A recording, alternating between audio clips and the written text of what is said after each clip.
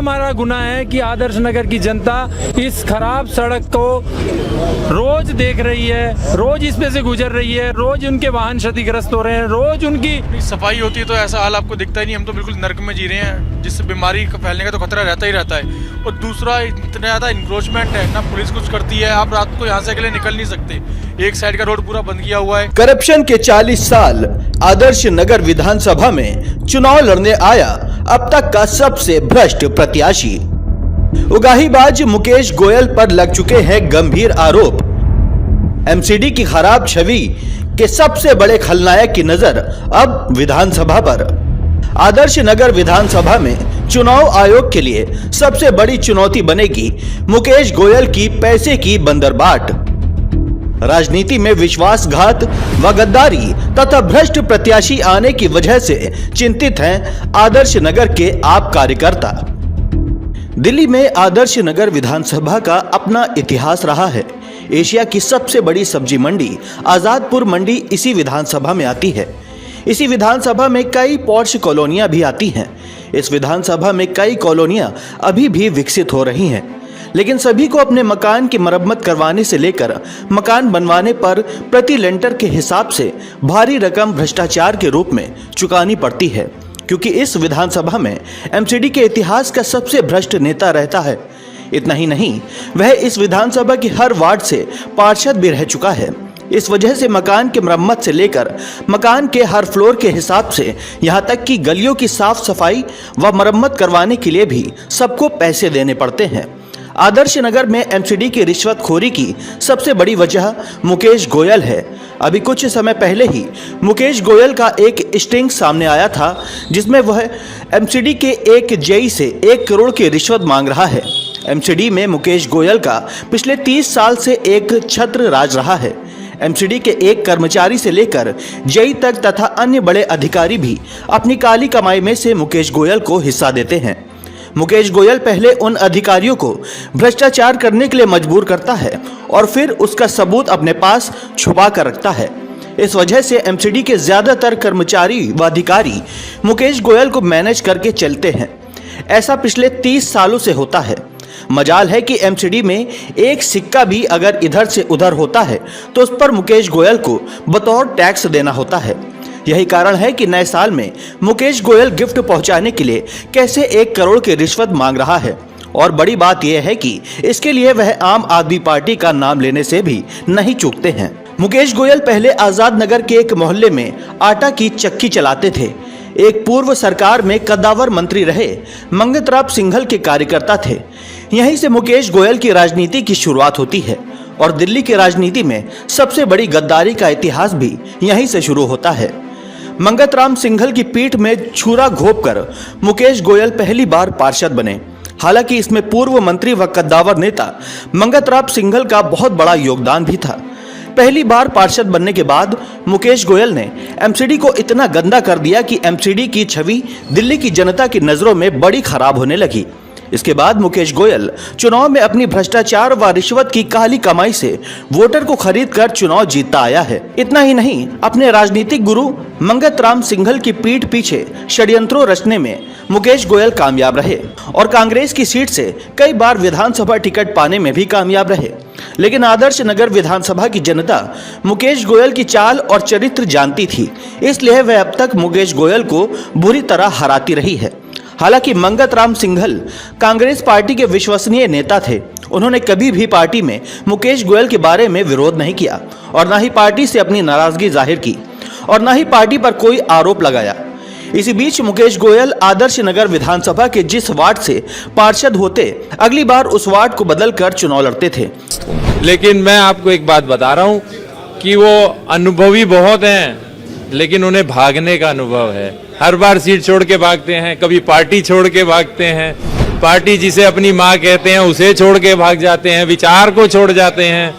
तो उनको भागने का अनुभव है, क्योंकि एक वार्ड में चुनाव जीतने के बाद उस वार्ड में लोग उनके भ्रष्टाचार से इतने तंग हो जाते थे कि दोबारा किसी भी कीमत पर मुकेश गोयल का चुनाव जीतना मुश्किल हो जाता था और मुकेश गोयल इस बात को जानते थे। इसलिए पिछले 5 साल से वार्ड बदलकर हर वार्ड से मुकेश अपने भ्रष्टाचार के पैसे से चुनाव जीतते चले आए हैं। स्थानीय सूत्र बताते हैं कि मुकेश गोयल निगम चुनावों में भी बोरों में पैसा खर्च करते थे। मुकेश गोयल ने विधानसभा में कभी किसी की कोई मदद नहीं की, क्योंकि मुकेश गोयल का मानना है कि जनता चुनाव के समय पैसे से मैनेज हो जाती है। इसलिए चुनाव जीतने के बाद मुकेश गोयल जमकर पैसे का करप्शन करते थे और चुनाव में खर्च किया हुआ पैसा वसूलते थे। यही कारण है कि कांग्रेस के टिकट पर कई बार विधानसभा का टिकट मिलने के बावजूद मुकेश गोयल को आदर्श नगर की जनता ने कभी पसंद नहीं किया। मुकेश गोयल का विधायक बनने का सपना अभी तक अधूरा रहा है। कांग्रेस का गिरता ग्राफ देखकर मुकेश गोयल ने पार्टी के साथ भी बहुत बड़ा विश्वासघात किया। मुकेश गोयल को मैं 97 से जानता हूं, जब मैंने उसको टिकट दी और उसको जिताया। उसका विरोध था और ये कहता था मेरे पास पैसा नहीं है, जब मैं इसको जिता के लाया था। तो मैं इसकी हर हरकत को जानता हूं, किस टाइप का आदमी है, कैसी नीयत है इसकी। मतलब झूठा बेईमान आदमी है, करप्ट आदमी है। इसका धंधा केवल बिल्डरों पे चलता है या अफसरों से ये मंथली लेता है। इसका ये अभी हो रहा है, ये अभी भी हो रहा है कि अडानी है या अंबानी है जो नोटों की बारिश कर देगा। कहाँ से आएंगे नोट? क्या उसकी कोई फैक्ट्री चल रही है, कोई मिल चल रहा है, या बहुत बड़ा इंडस्ट्रियलिस्ट है, वो सारे अफसरों से पैसे इकट्ठे करेगा। और आपके पास सूचना है कि ना वो यहाँ आदर्श नगर विधानसभा में वो बिल्डरों पे उन पे दबाव बनाया हुआ है, सब पे दबाव बनाया हुआ।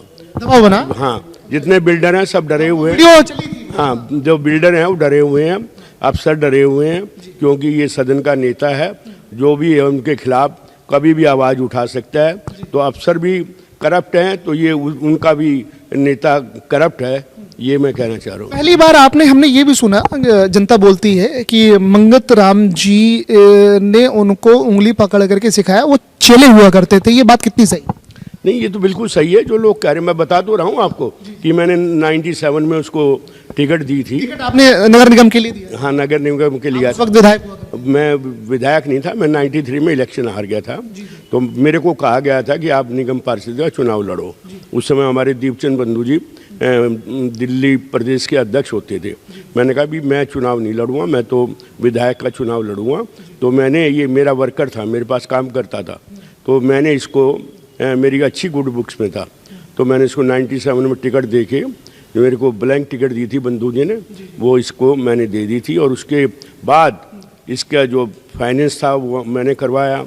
इसकी विरोध था, उस विरोध को मैंने बर्दाश्त किया और उसको जिता के लाया।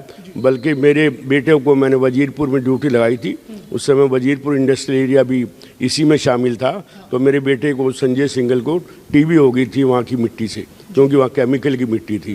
पिछले एमसीडी चुनाव से ठीक पहले मुकेश गोयल ने आम आदमी पार्टी का दामन थाम लिया, लेकिन आदर्श नगर विधानसभा में आम आदमी पार्टी के विधायक पवन शर्मा लगातार 2 बार चुनाव जीतने में सफल रहे थे। पवन शर्मा ने पिछले चुनाव में मुकेश गोयल को बुरी तरह पराजित किया था। अगर पवन शर्मा यहां से प्रत्याशी होते तो इस बार आम आदमी पार्टी इस विधानसभा में हैट्रिक लगाती, लेकिन सीधे साधे विधायक पवन शर्मा मुकेश गोयल के धन बल व भ्रष्टाचार तथा दलाली स्किल से मुकेश आम आदमी पार्टी को अंधेरे में रखकर इस विधानसभा से टिकट पाने में कामयाब रहे।